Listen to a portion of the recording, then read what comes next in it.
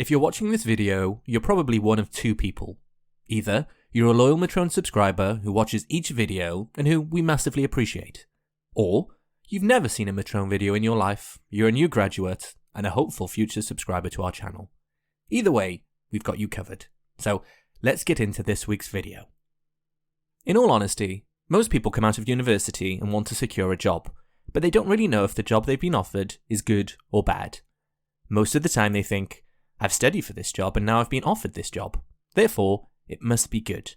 But in reality, you can be offered two graduate QS roles that are completely different to one another. That's why it's important to identify the good roles from the bad ones. Before determining whether a job is good or bad, you first need to secure a job offer. We've already created an array of videos that can help you with your CV and the interview process. These can be found in the description below. To determine the difference between a good and a bad job, you need to focus on the following points. Number 1, first impression. You'll likely get this vibe at the interview stage. Did the employees working here seem friendly? What did the social dynamics look like?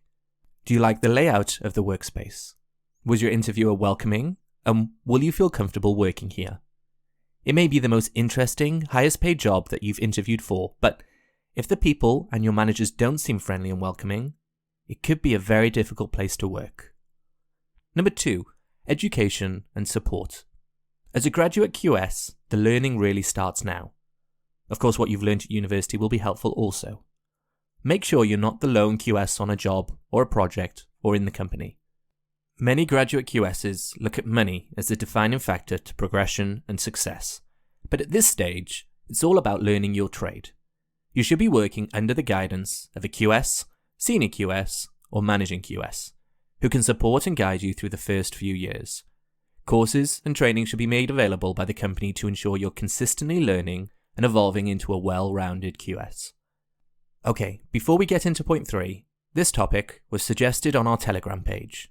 Here, you can find like-minded individuals who are all passionate about quantity surveying and excelling in their career. A link to the Telegram group can be found in a link below. Number 3, try not to focus on money. As we touched on point 2, getting the highest paying graduate QS jobs shouldn't be top of your priority list. Now, we understand this is a strange one, but as a graduate, your main goal should be learning, expanding your CV, and impressing to secure the quantity surveyor job title. Once you have that title, the world really is your oyster. Here at Metroun and in our personal careers, we've spoken to a multitude of QSs starting off their careers as trainees, graduates, or assistants. The ones that stick it out for a few years, impress, and get the quantity surveyor title far exceed the QSs that jump around for an extra 1 or 2k elsewhere with the same title. If you are to move, make sure you're moving up in title, and not just up in money. As a pointer, a graduate salary can be anywhere between $22,000 and $32,000, dependent on experience and location. Now, of course, if you feel uncomfortable in your role, feel like you aren't progressing or just hate the job, move. We're not suggesting you should stay no matter what. Number 4, what will you actually be working on? Now, a fine balance is needed here. You don't want your only responsibility to be managing one subcontractor for the next 2 years. But you also don't want to be running a large-scale project all by yourself. You want that sweet middle spot where the responsibility of subcontractor payments fall on you, but not yet the client valuation. You want to produce some CVRs, but not the main CVR that's seen by the directors. Finding out what your role will involve is important. Asking this question at the interview stage will be seen as taking the initiative and being interested in the role. What will my role involve if I were to be successful in this interview? It's really as simple as that.